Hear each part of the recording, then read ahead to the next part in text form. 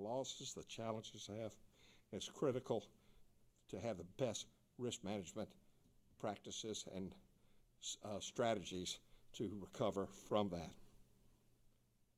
Through the through things such as this panel discussion and the research, we can delve deeper in understanding these new challenges and how we can recover and be resilient in the face of those, especially in the this MSA area.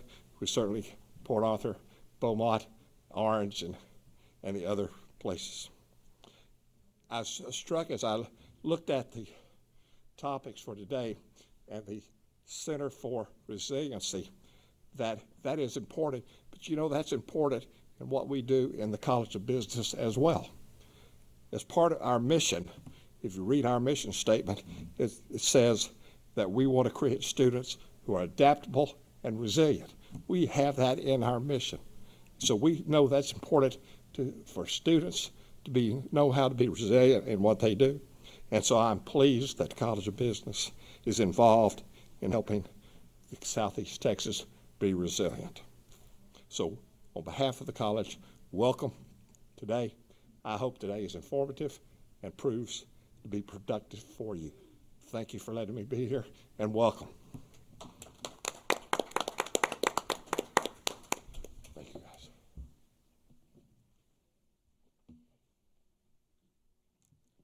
Thank you, Dean Lumpkin. Two moderators, Dr. Sladen and myself, will start the panel. We will ask 9 questions. We know that natural disasters cause significant disruption. We know that COVID caused significant issues. We want to take this another level and try to understand what other threats of Southeast Texas can harm the economy. And main topics that came after our research are brain drain, graying of Southeast Texas, prime age employment gap, artificial intelligence, and we would like to know the insights of our panelists who work day to day with everybody, with other leaders of Southeast Texas. So we will start, and please welcome also our online audience. Last year we have way more online audience too. Okay. So, Mr. Lee, when it comes to preparation stage, what items would you place in the checklist to prepare for the upcoming risks in Southeast Texas? As I mentioned, there are issues with grading of Southeast Texas, brain drain, prime age employment gap, challenges related to artificial intelligence, and others. What are the big challenges that you will put in the checklist? Please. I deal mainly with small business. Mm-hmm. So as far as small business is concerned, I don't think they're worried much right now about AI and some of these other things. The reasons why most small businesses fail is they either overestimated the market. They thought they had a product that was going to sell or a service that was going to sell. Either that or they failed to prepare properly monetarily. Either they don't keep their finances like they should, or they just don't have the money in the bank when something happens. So a hurricane comes through no fault of their own. They have to be closed for 2 or 3 weeks, or they just don't have any customers and they can't make it through that. So the biggest preparation item that I can see is that they need to have 4 to 6 months of operating capital. And that's not just the small businesses, that's also the owners of those businesses, and that's also the customers of those businesses. We have a lot of people in our area that really don't trust the banks or just don't use banks to a great extent and don't really have a savings. You hear that there's a lot of people that can't afford, if they have a $400 expenditure, they really can't afford that. We've got to get away from that.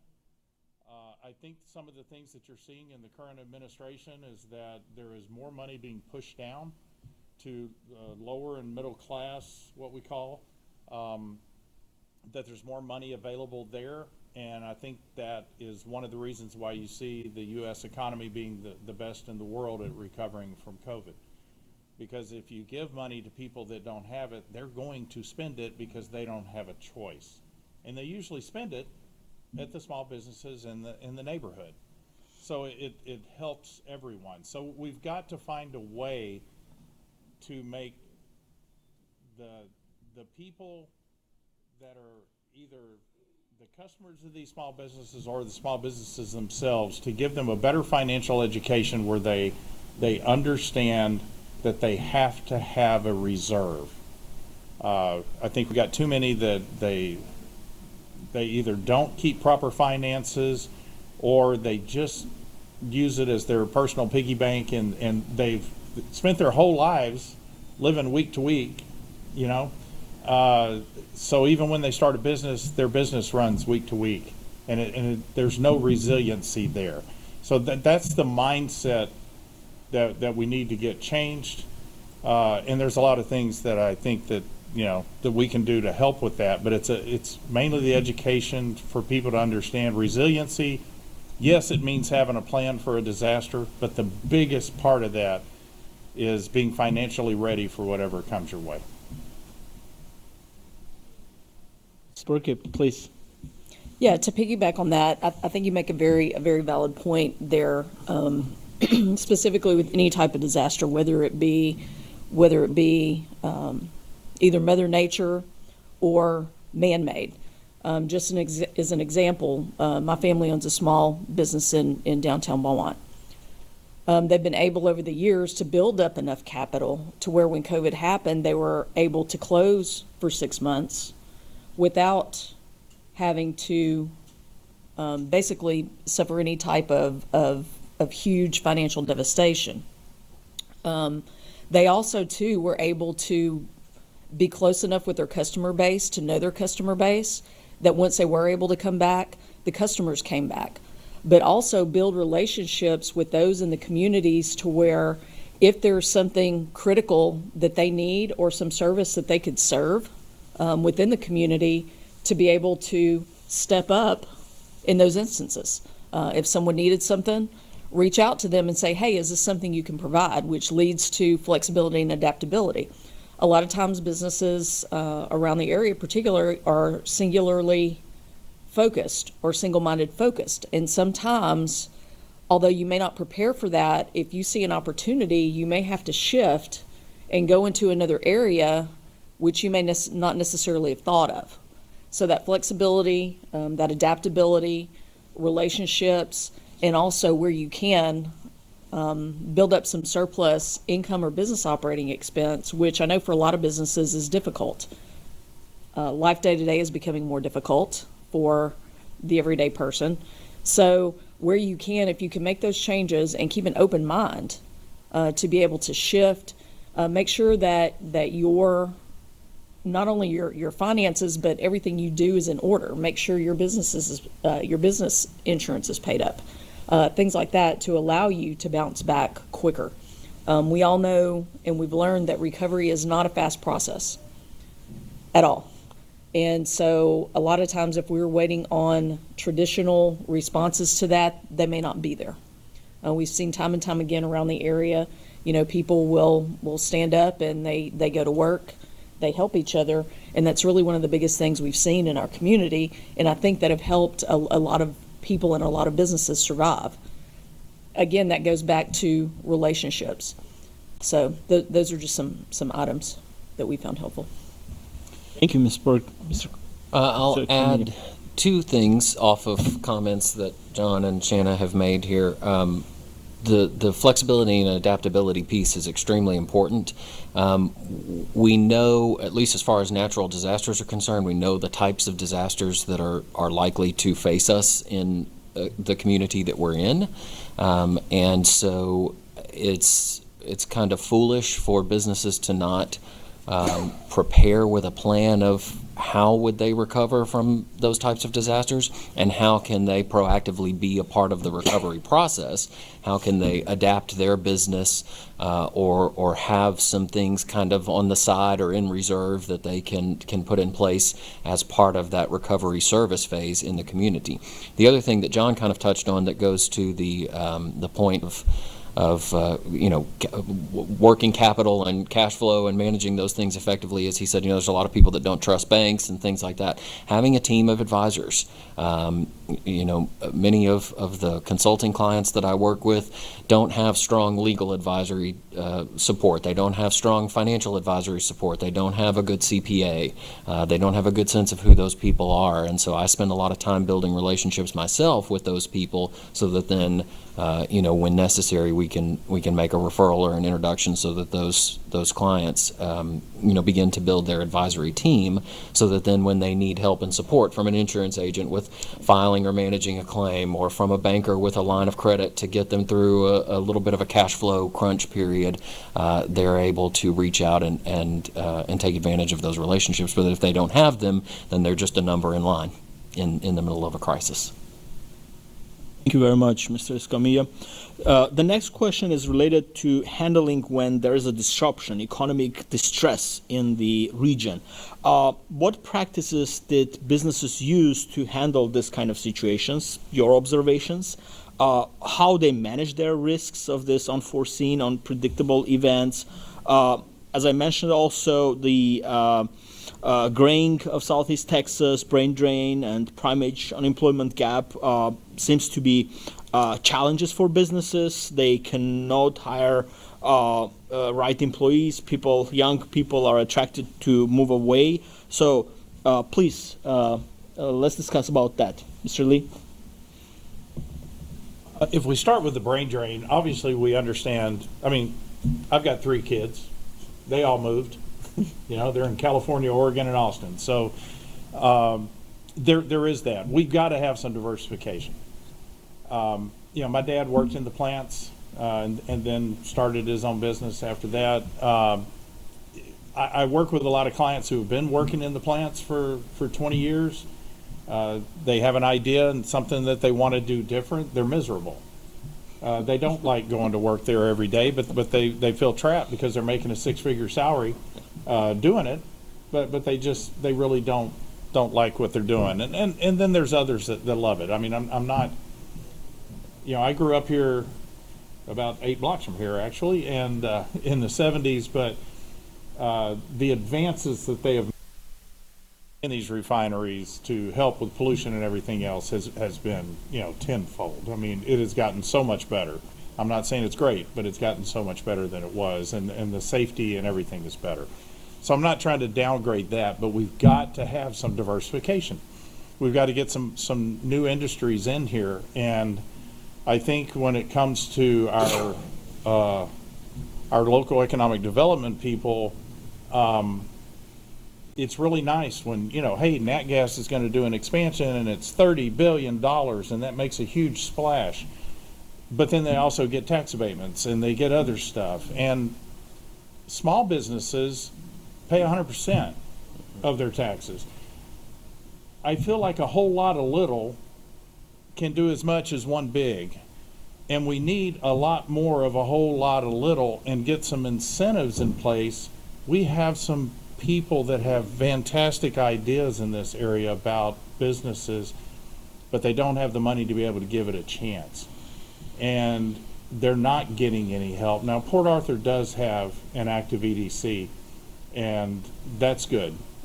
Jasper has an extremely active EDC, and they've been doing some good stuff. But for the most part, there's not a whole lot of incentive to assist these people getting started. So I think we need to look at and change our mindset to try to, I know it's easy and it's great that we get these billion-dollar expansions, but I really feel like we need to concentrate on getting smaller stuff in here that will attract more people.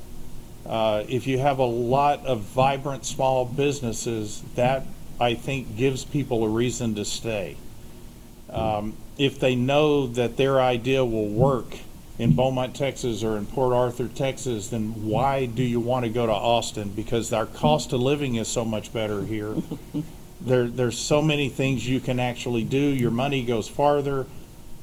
But I think we need to change our attitude to be able to do something that really is going to support the formation and the longevity of small businesses and get more of those. I think we could have a very vibrant small business community if we just had a little assistance from some of the lending institutions and others. And I know that that's difficult. Okay, I've got what little money I have in a bank, and I want them to keep it there, so I don't want them to make a bunch of risky loans.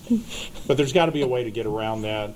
I could talk all day about that because I've got ideas of what we can do, but that's down the road. But I really think we just need to concentrate on finding a way to get additional diverse small businesses and give them a place and a place to be successful, and I think that will reverse some of the brain drain. It will take away some of that gap that you're talking about with the young people. The Lamar grads will stay here instead of graduating and leaving and going somewhere else. It's just about developing opportunity. If you give people opportunity to be successful here, they'll take that opportunity and they'll do it. If I can jump in real quick, what John was saying just a second ago about having a network of people to support launch and startup and sustenance, I guess, for some of these businesses. This is something we talk about a lot in chamber board activities and in some of our strategic planning for the Beaumont Chamber. Is how do we bring the private sector? And there's a lot of wealth in our community that is basically just sitting on the sidelines. And at some point in the not too distant future, some of that wealth is either just going to kind of die and go wherever it goes in some type of trust or something. I don't know exactly how all those things are set up. It probably varies with individual people. But what opportunities are there for some of that private wealth to be transferred into economic development activities? And so we're constantly having discussions about public-private approach to this, and not only how can we Miles, how can we get more money from the city, right? But also how can we engage the city and engage the residents in the private sector. The other thing that I would say about this that I think is important is in the actual handling the situation, as you called it, Gevorg, there's a lot. You saw this with COVID, right? You saw it with the restaurant industry. You saw it with the salon industry, and others similar to that. A lot of people sit around and wait for inspiration and motivation, and a lot of other people act. And I find that motivation and inspiration follow action, and that what you saw was the restaurants that shifted to, we're going to figure out how to do to go. We're going to figure out how to do takeout. We're going to figure out how to do other types of service. You saw the salons that shifted to other ways of doing those things and that just got to work and got feedback from the marketplace on what worked and what didn't, and then continued to adjust, course correct as they went along. Those were the ones that survived. And not only survived, in many cases came out better off with new service lines or new product lines or things like that as a result of that, and had increased profitability. And then when you had sort of this economic downturn associated with that, they were able to capitalize on the upswing. And so, this idea of when you're in a crisis situation, what's within this is a Stoic philosophy belief, right? What can I control? And what am I going to do to take action on that? And that's something that I think we should train more and more people to do. And then, I'll probably say this again this morning at some point, but this idea in the going back to preparation of, and John and I talk about this a lot, of the preparation of local transitions of locally owned businesses. So, you talk about economic diversification. I agree 100%, John. But if at the same time, while we're diversifying, if we don't have plans for locally owned businesses whose children are not here, right, to find some outside-the-box succession opportunity within our community that keeps decision-making authority, that keeps ownership here in our community, we will erode our local economies. And I mean the greater Southeast Texas economy. And that will be unsustainable for everyone. And so that's a big deal to me. And I'll take, the commute over the cost of living any day, just as a side note. Burke, please. Just real quickly, I think as far as keeping people here, I think it's important from a higher level too, to think about community investment and community involvement. From small businesses, big businesses, us as citizens. And not to kind of put a damper on this, but I can think back, I'm from here, I've gone to school here, I spent my life here. I like it here, but you hear a lot of people talk down about this area, about, well, we hate it here. Well, on one hand, it's kind of that philosophy is, if you don't like it, then go. But on the other hand, if you're going to be here, you need to invest in the community. You need to be part of your community. It's not just a place to live. If you can be part of the fabric of the community, that makes the community much better. How many sports teams have we seen come through here? My family, we go to Lamar functions. We go to Lamar baseball. We go to Lamar basketball. And a lot of times it's embarrassing. You go to a basketball game and there's a handful of people there. And I look at that and I say, well, how do some of these bigger areas have such a huge buy-in from the community? The community is a university. The community is the businesses that are there. I never have really been able to put my finger on it. There's a lot of people around here that view this university as, well, this is a fallback. This should not be a fallback. This is one of the best universities, in my opinion, in the state. We lead in engineering, teaching. There are multiple colleges within the university that are top notch, and I'll put them up against anybody else in the state and sometimes in the nation. Why don't the people here invest in that? It's kind of like it's looked as this is a place to live, and it shouldn't just be a place to live. We should have ownership in this community as well. Tapping into that is a whole lot harder. But I feel strongly that you have to be part of your community, and if we're not putting that, even at the business angle, at the personal level, then what are we doing? Okay, the next question we have for the panel here is, this is one I find very interesting, is what helpful hints would you suggest in them recovering? If I'd only known, how many people we talk to when we do this stuff, if I'd only known after they did it, they said it would have been so much better. So what hints could you give them? Craig, everyone want to start? John or Craig? Or How much time do we have left? Yeah. So let me start by saying this. I've said for a long time, and I stole this from somebody, but I don't know who it was, so sorry for the attribution loss, but the value of a plan, the value of a to-do list, the value of an organizational strategic plan or a business plan is not to check off every box in the plan. It's to give yourself decision criteria against which to evaluate new opportunities. And I think there's a tendency for us all, it's human nature, to get sort of fixated on the plan and the goal instead of using that as a guideline to figure out what to do with new things that come along. So much of success in crisis situations, as I said earlier, is identifying what you can do something about and acting on that. So, we saw this with the Crenshaw family and the Echo Group and those folks back after Harvey with the water situation in Beaumont. They jump into ExxonMobil too. They jump into action and figure out a way to sort of use the combination of products and services that they have to get the system back online. It's a great example of sort of understanding the general plan and direction that the business is moving and how some of these side tangential opportunities as they arise are things that then you can adapt or bring into the circle or change course.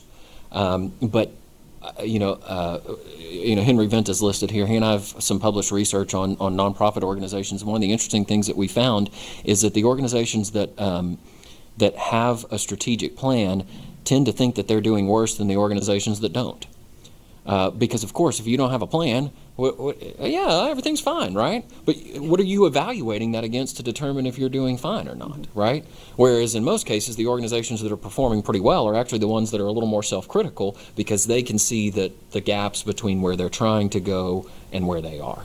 And so, I don't know that I've really fully answered the question here, and that's why we have some other panelists, but I just think having some type of plan that you're, or goal or outcome that you're always sort of working toward, but with the flexibility to understand that it's simply a guide. It's simply some type of decision-making criteria against which to evaluate new circumstances, new opportunities, new information that comes in.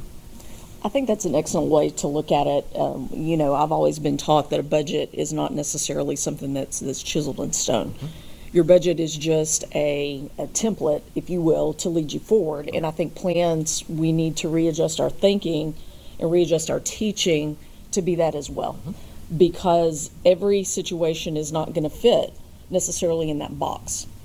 And we have spent, I feel like, a lot of times over the years trying to pound a square peg into a round hole, as opposed to just kind of morphing ourselves and figuring out, this does not necessarily have to be our plan. If this works, that's fine.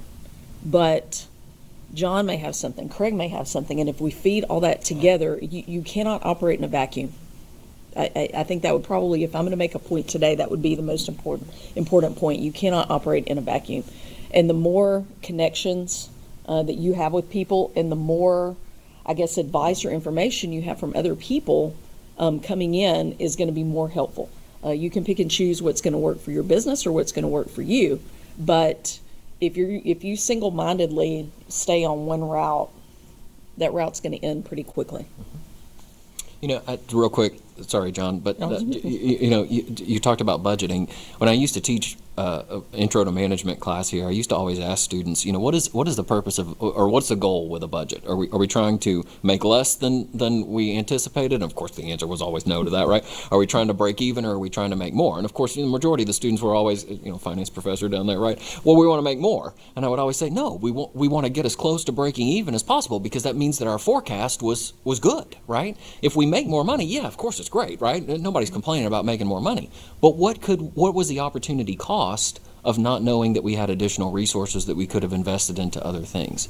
So the idea of flexibility in plans and in budgets and all of these things is just so important. People get fixated on the outcome, but there's many ways to get to the outcome, not only the one that you've identified. Right. Well, I will attribute a quote, but I will paraphrase Mike Tyson when he said, everybody's got a strategy till they get punched in the face. That's right. You still need to have one. Yes. You still need to practice. You still need to plan. I guess the biggest thing that I would say, if there was a way to do it over, or if the things that I saw from businesses, especially after Harvey and then into the COVID, trying to get idle loans and all that kind of stuff, think of taxes as insurance. You do need to pay them. It's one of those things. Nobody wants to pay for insurance, but you do it because you know you're going to need it. Pay your taxes. Don't manipulate your financials to try to keep from paying taxes, because you want your business to be profitable. Because if you ever want to get a loan, whether that's a disaster loan or any other kind of loan, or if you want to sell your business down the line, it'd be really good if it was showing a profit, because then it's worth more. So if you just change the mindset, people are doing, I see so many businesses, they do everything they can to avoid paying taxes. Just think of it as insurance. Plus, I like it when I turn on my water and it actually comes out. Right. I like it when I drive down the road and I don't have to get a front end alignment. It's nice that the streets are decent and all that. So it goes to good things. But the businesses that had a lot of problems were, to a great extent, a lot of those that, again, they just weren't doing the right thing financially. And they were, some of them that, if they pay by a credit card, that goes on the books. If they pay by cash, that goes in my pocket. You can't operate a business that way. All you're doing is taking money off of the revenue side of the equation. The expenses are still there. So you make the business look like it's not worth anything. If it's not worth anything on paper, it's not worth anything. So I think, again, I think it's education. I think it's changing the mindset, and to let people understand, you know, that business is not you. It is something separate from you that now you work for. You may be the founder and the owner and the CEO and the accountant and everything else, but it is a separate entity that you want to be healthy on paper so that it can continue to pay you a salary. If you look at it like that, it's no different than I want Lamar to continue to be healthy so they can continue to give me a paycheck. It's the same thing if I own a business and it's just me. I want that business to be healthy. And you have to, even if you're small, you need to act big. So one of the things Craig pointed out, when you walk into that bank, somebody in that bank needs to know who you are and what you do. You should have that type of relationship. You should have that type of relationship with an insurance agent. So nothing against these online insurance agencies, but I would go with somebody local. I mean, they may be with one of the big people, but go with somebody local who knows who you are and knows what you do. You need an accountant that actually cares and that's not doing shady stuff. I have seen people tell me advice from their CPAs that their CPA needs to go to jail, but they're doing it. You know, I don't know. I guess somebody had to graduate last in the class. I don't know. But you need those things. And then maybe a lawyer. You know, hopefully you don't. And it's according to what type of business you have. I mean, some of them you do need legal. Some of them you might. I'm not saying you need to have somebody on retainer. Yeah. But those people need to know who you are. And then get involved. You know, that's, Shannon was talking about getting involved, but that's, Craig talked about the chamber. Get involved in some of those. Get involved in chamber. Get involved in Rotary. Get involved in some other business organization. And act big, even if you're just you. And you will find that, you know, if we can get people to change their mindset and do these kind of things, hurricane won't put you out of business because you'll be prepared. You know, and Tyson did it. I think he's fixing to fight again, and he's 56 or whatever, and he's in. I wish I was in that shape. But I mean, all that practice and everything does. You still got to do that part. You still got to do that part before you get in the ring. Don't think you can just walk in there and just pull it off because you know your looks are so great or something. I don't know. But you have to do all that. But act big. Act like you belong. Act like you're there, and don't walk around with a chip on your shoulder. Just let's. But you gotta do it right. You gotta follow the rules, and you gotta do it right. And if you do, you're going to be in much better shape when something bad happens. Thank you. We in a finance world, we follow Warren Buffett and his investment strategies. We teach in a classroom. In one of his annual reports, when he was talking with his shareholders, he said the leaders of the business people, they need to worry about two things. One is about cash flows, make sure that cash flows are coming in. And the second one is managing the risks. That's it. He said that's those two functions that leaders of the business should take care. Now, when we go towards risk management direction, and the theory of risk management has two main ways. You take the risk and set aside funds. If something happens, you take care of the business, or you outsource the risk and get an insurance. You mentioned about insurance, and we have a question here about the insurance. In your experience, what part of the businesses they outsource their risk management to insurance companies? What kind of insurance policies they get? The importance of that, and where are they leaning? They get business interruption insurance, employee life insurance, fire insurance, property and other casualty insurance policies. Where this dynamics is going towards? People are trying to save the money and not get insurance, or they're trying to wisely manage their risks. I'm going to jump in on this one if you guys Please. don't mind. So this is a conversation that I have with clients, or that clients have with me a lot. Sort of how do you manage risk? How do you understand risk? Those kinds of things. And I have a real simple heuristic that I try to share with everybody, which is avoid the risks, or be careful, or conscientious with making decisions on the risks that will blow you up. If you die and lose all your lives and are out of the game, right? If you take sort of a video game, which I'm not a video game person, but if you take that analogy, right? If you die and lose the round and lose all your lives and are out of the game, you're out of the game. And so those decisions, those risk issues that can blow you up, need to be carefully considered, and in many cases need to be avoided, if not managed very effectively. So that's a great sort of 50,000 foot level heuristic. Another way to sort of think about that same thing is the reversibility of the decision, right? If the decision leans more toward on a continuum more toward the side of irreversibility or difficult to reverse, then those are things that need to be made as late as possible. Those are things that need to be carefully managed and considered and guarded against. Something that you can make the decision tomorrow, it's not going to cost you anything, and you can turn it around the next day if it doesn't work. By all means, try those things, get feedback from the market or from whatever on those things. I find that the answer to your more specific question varies. Some on the size of the business, some on the industry, some on the stability of the pipeline, if you want to call it that, the business pipeline. All of those things are factors that feed into how those risks are managed. But another kind of heuristic is the better you get, the better you have to get. And so as a company grows, as a company scales, as a company becomes more successful and has more responsibility and has perhaps larger clients or greater profitability, or however you measure those that type of growth, there becomes more responsibility to manage it well and effectively. And I was with a client for a cup of coffee before I came here, and she was just talking about 5 years ago they had 15 employees and they have 55 today, and 5 years ago they were, I don't know, maybe 25 to $50 million in revenue, and today they're $200 million in revenue.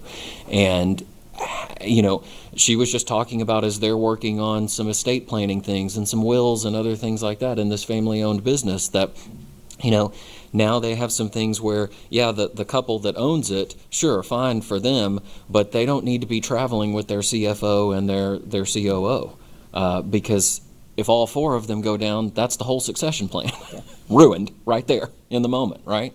And so it's those kinds of, again, just you can adopt that sort of gaming mentality of what are the things that knock you out of the game permanently.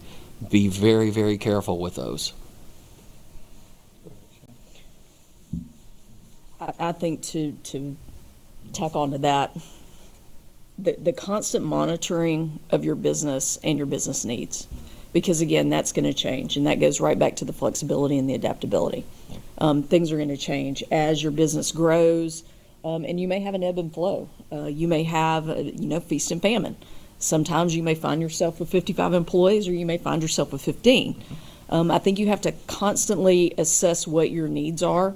And going back to your point of doing good business, I think in some instances, some businesses look at the bottom line of what it's going to cost them to be protected, but you're never going to know the benefit of that protection until you need it.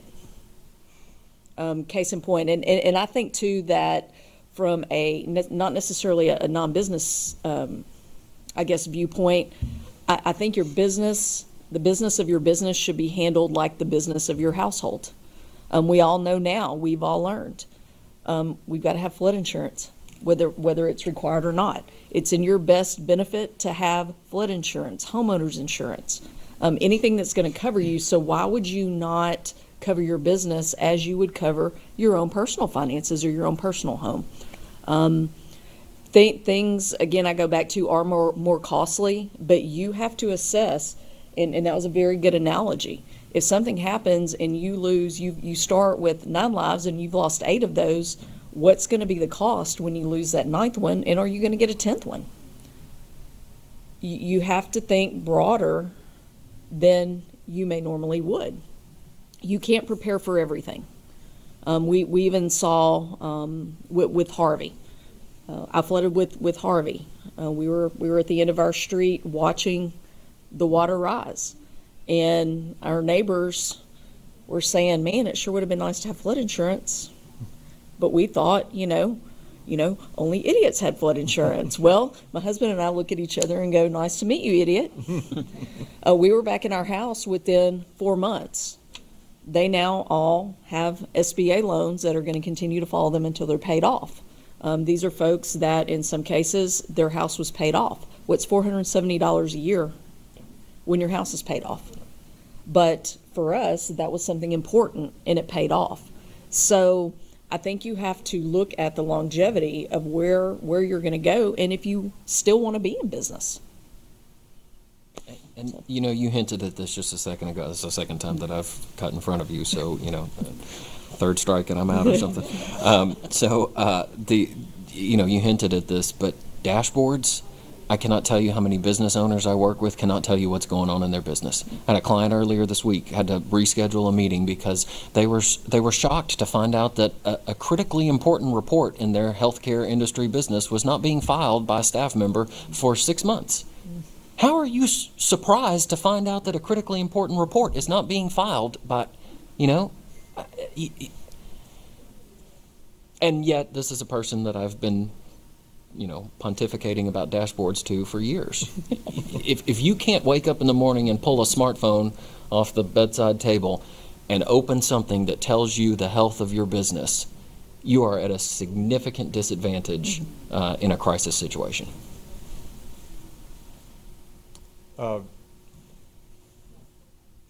I work with a lot of people that don't have a whole lot of funds that are, going into business. So I'm not going to tell them to go spend a bunch of money on stuff that I don't think is necessary. Yes, you need to have insurance. You need to have whatever the basic is as a small business. Now, once if you're getting to the point like Craig was talking about, where you've got 25 million in revenue and it's growing and stuff, well, now you really need to look at having a lot more insurance because you've got a lot more to cover. But there's no reason to go spend a bunch of money on insurance when there's really not a whole lot of assets to cover anyway. So you get what you need, and that's really it. The problem is as you grow, you're going to need more, and you need to make sure you're doing that. And again, I would suggest that you have somebody that you have a local insurance person that you trust, that knows your business, that you can sit down with, that can give you good advice. And it's probably somebody that's not one of those where you see a commercial on TV every 5 minutes, because if they're spending that much on advertising, you're probably not going to save on your insurance. So, there's a lot of independent insurance agents out there that can shop around and do stuff.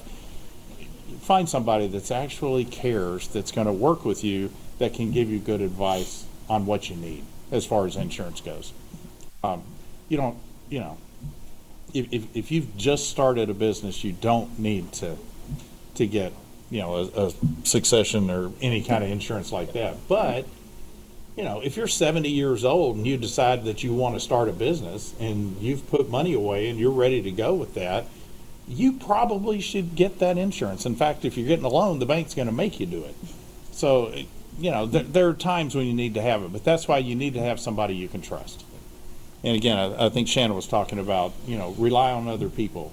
Again, you need to have a lender that you can trust, a banker you can trust, a CPA you can trust. You need to have those people, and you need to have the wherewithal to know that they're actually giving you good advice. But you need to have those people in your pocket. I think that goes back to the parallel. I boil things down into things that I can understand, and I don't necessarily run a day-by-day business as much as a governmental organization. But if you're at home and your toilet stopped up, my first call is my dad or my stepdad. Business should be no different, and that goes to each of your points about having those relationships and knowing folks, just more at a professional level. Your inclination is going to be to reach out to someone who knows you as opposed to just making a blind call.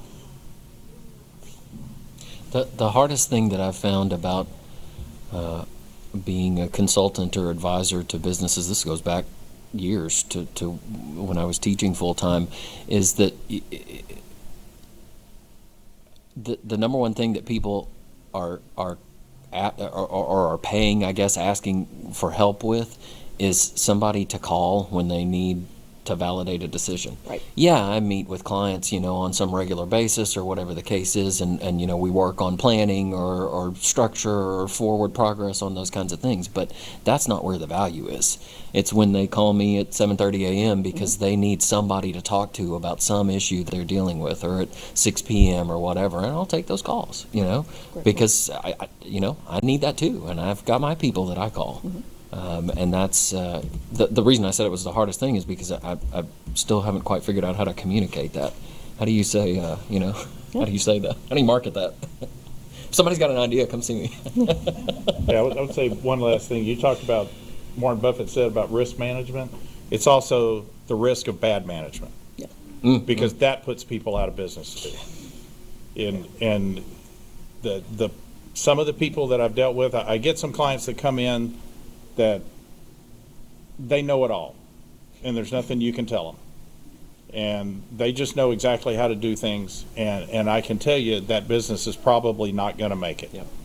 Because they're not going to value the people that work for them. They're only going to value their own opinion, and it's not going to make it. They're going to lose people. They're not going to be able to keep them. They're going to have a revolving door, and they're going to wonder why people won't stay. And they need to go look in the mirror. So there is a major risk of bad management, and I see that a lot in a lot of companies, small businesses, large businesses, whatever, that it's just that can be the death knell for a business. And it will never scale because every decision eventually will bottleneck at somebody who no longer has any capacity to make a decision. Roy was talking about learning all that stuff as a mayor or the other people. Part of that, all that, Thurman, the part of that planning needs to be what happens if I can't be there, right? So I mean, you learn everything, and and you're ready to go, and you know that you are ready to lead that city, and when there's something coming, but what happens because something happens and you can't be there? Who is the next person that's going to be able to do it? And have you actually given somebody the authority to do that? Because if you take it all on yourself and there's nobody else that can step up if you're not there, then that's bad management. And I will say, in my career in corporate America, there was times when I did not delegate near as much as I needed to, and it meant that I had to work a lot more than I needed to. And it meant that sometimes I was the only one that could make that decision, and I learned you got to take the time, you got to delegate, you got to train, you got to get the people ready, because if you don't, and that's part of risk management, you've got to have that part done. So it can't just all be about you. I found out that real quick at one point. I'm not that important. It's the business that's important. Not just one person. And I'm afraid, and I hate to keep pontificating, but I think that's another thing. This whole country has this, we went through this whole thing. We got the cowboy mentality. And again, most of the cowboys were actually African American, but it's this white boy cowboy mentality. But still, we have this cowboy mentality that it's this one person that's going to save us. And we think we're going to vote for somebody for president or governor or mayor or whatever, and they're going to save us. Or we're going to hire this CEO and pay him $100 million a year because they're going to save us. One person cannot do that. You may have somebody that's extremely inspirational, and sometimes in a smaller business, maybe one person, can make a huge difference. But if they're making all the money,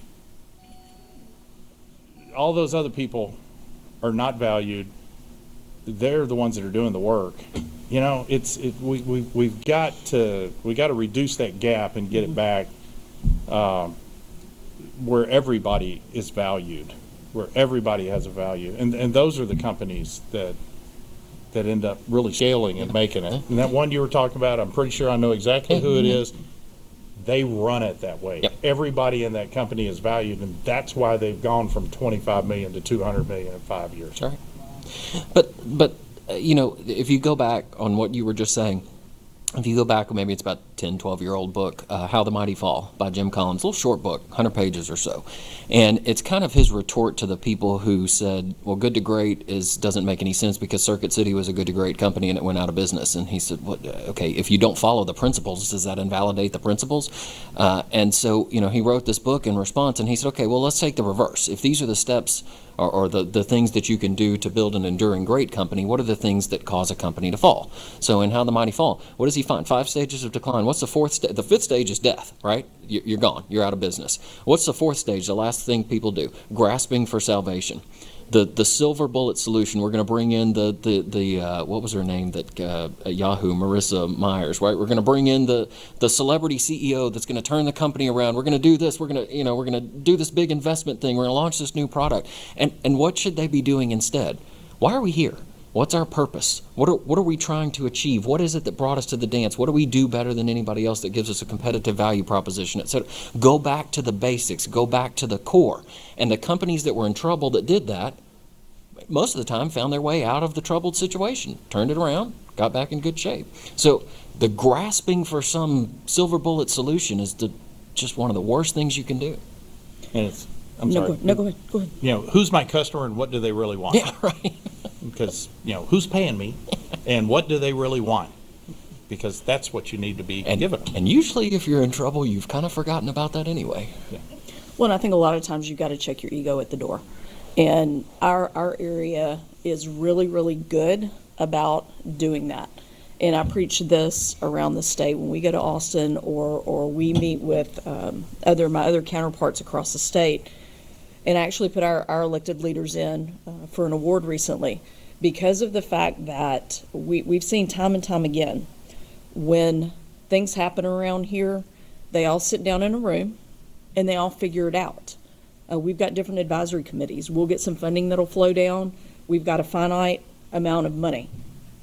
And our guys around here and girls, they get around a table and they figure out what's the best for this area and for this community. So it doesn't matter if you're a small business, it doesn't matter if you're a government. Yes, somebody's name is on the bottom line, but you've got to check your ego out at the door because I guarantee these two guys know way more than I do about small business. And I'm going to go to them anytime that something like that comes up. It's not about me telling somebody, oh, well, here's what you need to do in this, this, and this. I'm going to refer somebody to them. They're the professionals. My ego's not big enough to say, well, I don't know it all, and so I'm going to refer to somebody else. So again, it goes back to those relationships, and you have to be willing, if you don't know something, to hand it to somebody else or reach your hand out and say, hey, can you help me for the benefit of the good? Because at the end of the day, that's the whole point, is the benefit of the good and to be successful at doing that.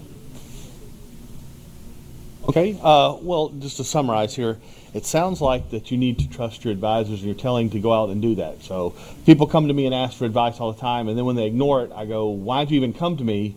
It'd be like me going to the doctor and saying, can you help me? And the doctor gives me something I do and I don't do it. It makes me wonder. So for insurance, I think a problem is, as we mentioned there, a lot of them have, and same for financial side, is they're not really having somebody that works with you. There's something selling you something. So your banker should be there to actually help you make a plan for you going forward. Your insurance go, do you really need this or not, and work it out. So that's another one. The next question we have, though, is on technology. So this is a big one. What role do you see technology happening for these unforeseen events? Because it's changed a lot, as Craig had mentioned earlier, especially like restaurant industry, others, how that's changed and how they're going to go forward. I was just mentioning my class yesterday, talking about how it's completely shifted. In the 90s, everybody's going to be ordering online. I tell them I order almost nothing online, but yet my daughter orders stuff every single day. So we've had a huge shift in how are the businesses going to handle these events going forward. Yeah, one of the great ironies of this is that I don't think that my wife and I discovered, curbside service and online, food delivery services and things like that until long after 2020, actually. And, I consider us, on the younger side. That's getting more and more relative every day. But, it's nearly impossible to stay on the cutting edge of technology anymore. And so I think you have to know. And this is a hard thing to do, so I say it like it's easy, but I think you have to know what types of technology that's out there are just shiny objects that are distractions for your business, what things are potentially useful that you want to sort of put in that question mark category of, do we make some more investment here, do we do some more research here, and what are the sort of core things that you cannot operate without. I know I said this already, but I'll reiterate it because I feel like I talk about it all day, every day, is if you don't have some kind of data dashboard in a business to know the health of the business, and what that is varies for businesses. I mean, my business is a one-person consulting enterprise run out of a home office, right? Well, really it's run out of Rayo's and clients' offices, right? But, at the same time, so what are my dashboards? I mean, it's QuickBooks and a bank account, a banking app, right?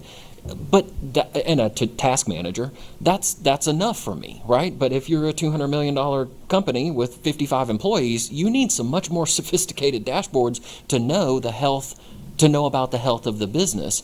And there's no way that you could ever reduce operational dependence on yourself as the owner or the top leader, or even take a vacation if you don't have some way to check in and know that. Otherwise, you have to respond to every single thing. And why go away? You're still working. You're just doing it in a less efficient way. And so, I think probably, as John was saying, most SMEs, small to medium-sized enterprises, probably don't need to be terribly concerned with AI right now. I would say that larger organizations probably should be paying attention to where some of the advancements in that area are going to make things easier for them, and start thinking about potential investments or platforms that they can purchase subscriptions to or things like that. But it's still relatively new. I was in Houston last week, and something that I've wanted to do for a few weeks is schedule a demo of the Apple Vision Pro, the reality headset thing that they just released. And so we did. We went to the Apple store and did the demo experience of that. It was really cool.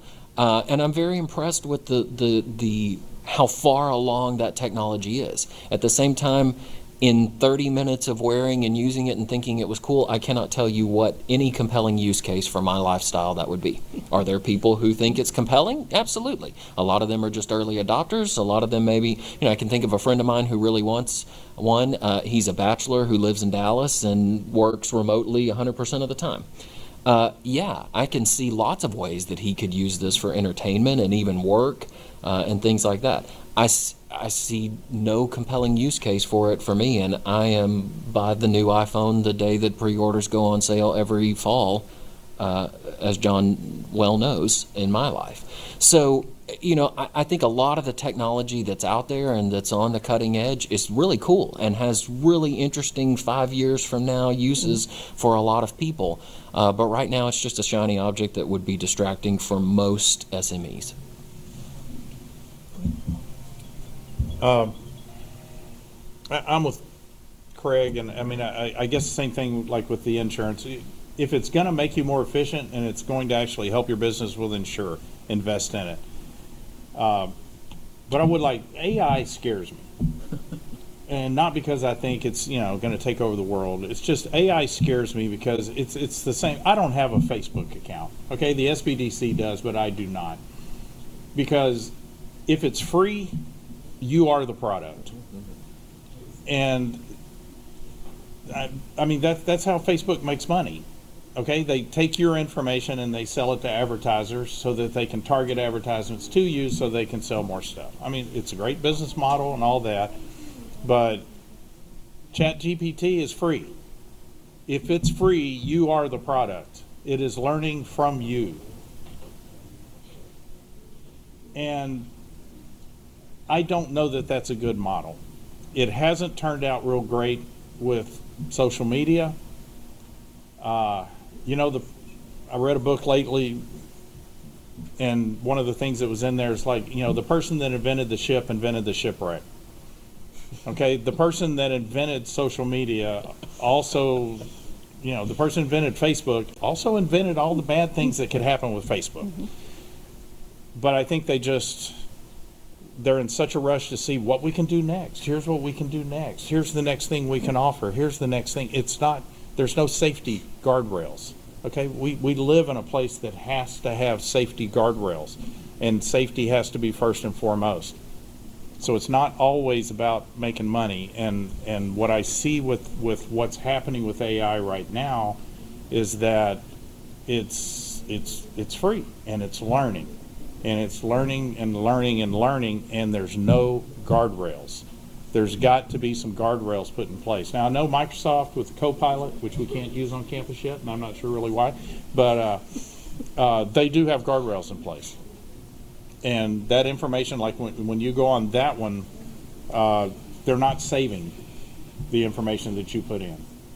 So that, to me, is kind of the way it needs to go. That's the thing. It's just, we're in an age where we've got all this stuff that's just gathering information and then selling it and using it to try to get money out of us. So that's why I have problems with AI, and I'm not really telling businesses to use it more than just maybe, if they're not very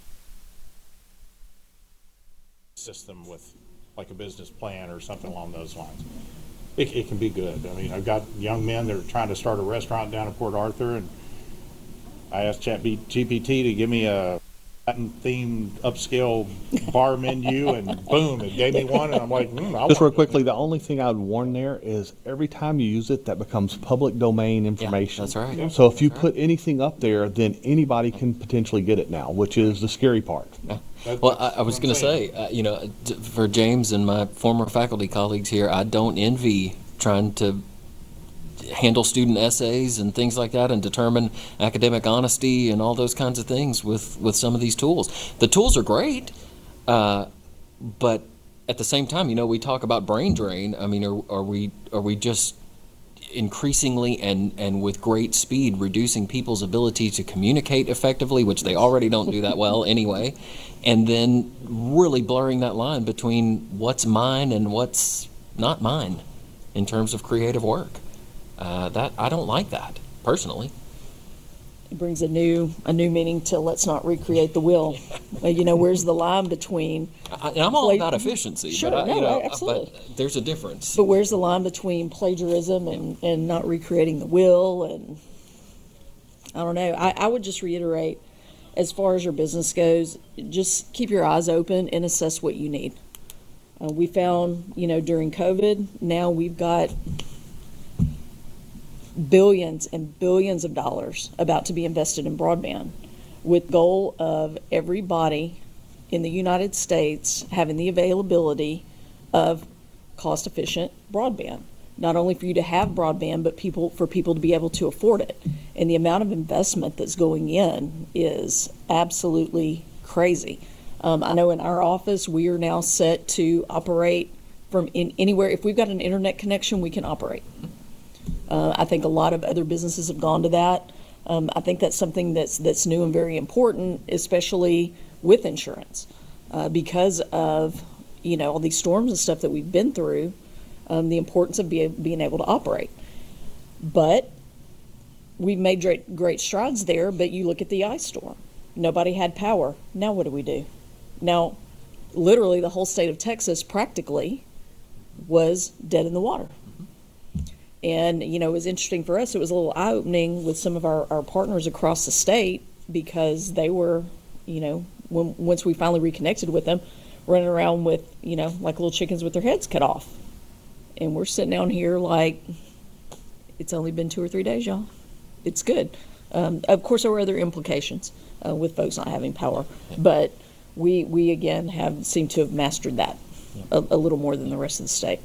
When it goes back to brain drain, they get tired of hearing us talk about storm after storm after storm. But we've written the blueprint for it. I kind of like the break. I mean, one thing that I notice is that the only time that collectively everybody seems to stop is when there's a crisis. Right. Which is kind of an unfortunate fact about 24/7 life today. But it is kind of nice when everybody's just like, well, we're closed today. And it's, my wife's a teacher. She stays home from school, everything's, and it's like, we just rest. Look at where we were during COVID. I mean, the one thing everybody raved about was we can actually see kids outside playing now. We all bought bicycles. We went out. And we were able to buy whatever we needed. Yeah, right. And we're all having dinner at home again, and we're all outside playing until it gets dark. So I think they do have their benefits. Just So. thank goodness they didn't shut down the liquor stores. All Okay, now we get right, kicked out. we do have our last question, and it is about government, both the state, local, and federal level.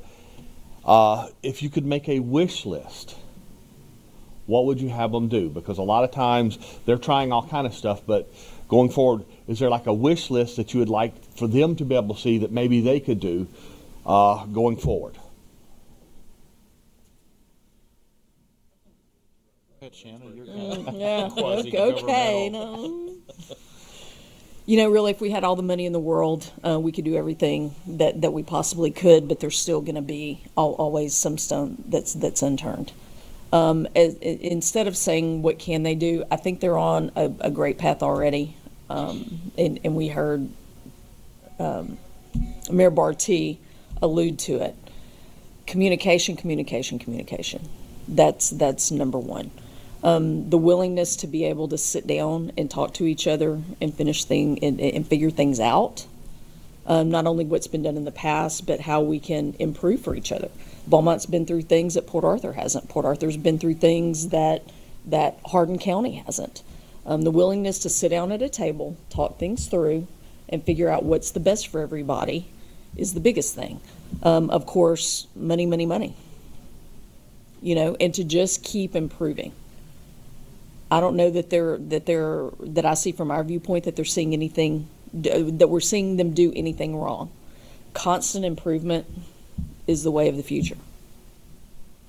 Yeah, I mean, also, have a plan, be familiar with that plan, how to use it. If you can simulate, some training in how to actually experience it. I remember maybe this was 6-8 years ago. My wife, who I said is a middle school teacher, they did the active shooter training during faculty development at the beginning of the year. And they did the real one, where they brought the SWAT team in that was shooting blanks, and, you did the real full experience. And they did it on a Friday, and I mean, she was, fried for the weekend. But at the same time, she kept saying over and over again, I feel like I've experienced what the adrenaline and the anxiety and some of those feelings are exactly like. And so I feel maybe just a little bit, but a little bit better prepared to handle that situation in reality if it ever happened. And, we can't simulate and prepare and train for every single possible eventuality, but if we can hit some of the bigger ones, some of the more likely ones, some of the more realistic ones, I think that's a good thing, because then it's not, you're not pulling out a binder trying to remember what the next step and all those things in the sequence are. You know it a little more intuitively. It becomes muscle memory. Yeah, and the other piece of that I would say, and this kind of relates more directly to COVID, is, trust people to do the right thing. In crisis situations, I think sometimes the less intervention, the better. I think people have a natural inclination to figure out not only how to survive, but also how to work together in a collaborative way to get to a positive solution. So, I'm more of in general, more of a define the box or the boundaries or the guidelines, rather than a prescribe the specific steps. Not everyone may agree with that, but that's kind of my philosophy. Well, you asked me what government should do. Quit spending all their time trying to pass bills about stuff that has nothing to do with anything. Fund public schools. That level. Fix them, but fund them. Pay not just teachers, but other essential workers. Figure out a way to pay them what they're actually worth, because those are the people that make the world go round. Enforce antitrust laws. Quit letting every business merger that is out there happen, so we keep reducing competition instead of increasing it. do what I've seen some of this stuff in the last couple of years, that push money down for small and medium-sized businesses to try to create more competition, and incentivize those things.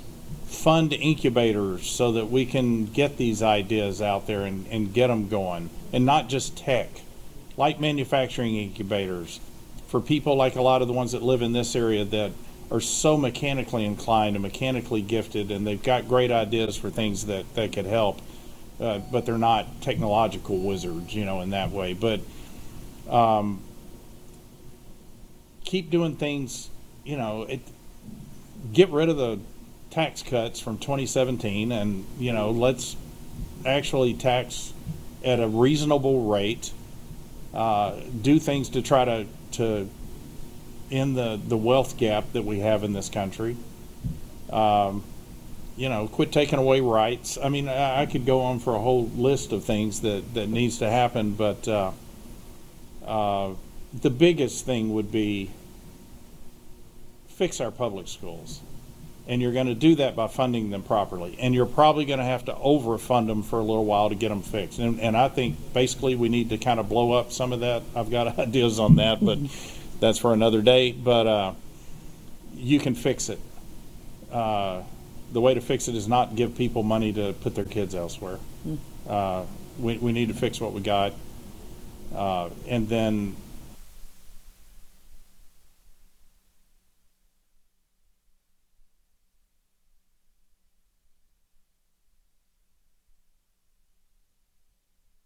middle class again in this country, and push money down to where people will actually, because like I said, those people will spend it.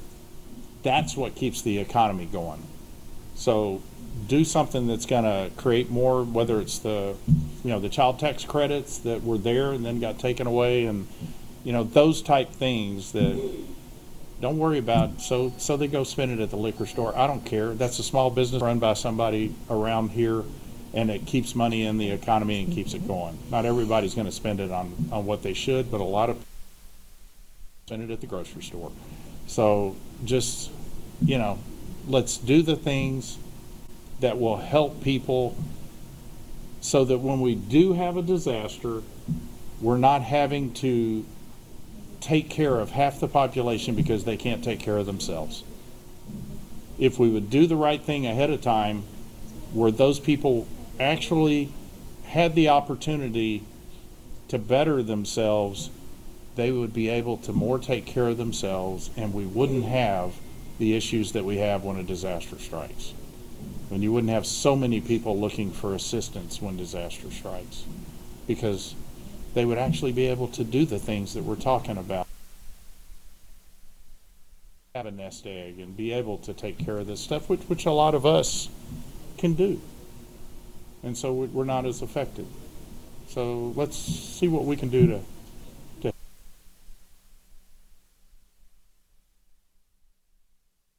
any final comments or anything y'all wanted to add that, if you had a chance to tell them, this is the forum of what they would like to know. You already made my final comment, so y'all go ahead. I'm good. Okay. All right. Well, I want to thank y'all for coming and speaking to us today, and we'll go ahead and wrap it up. Thank everybody for being here.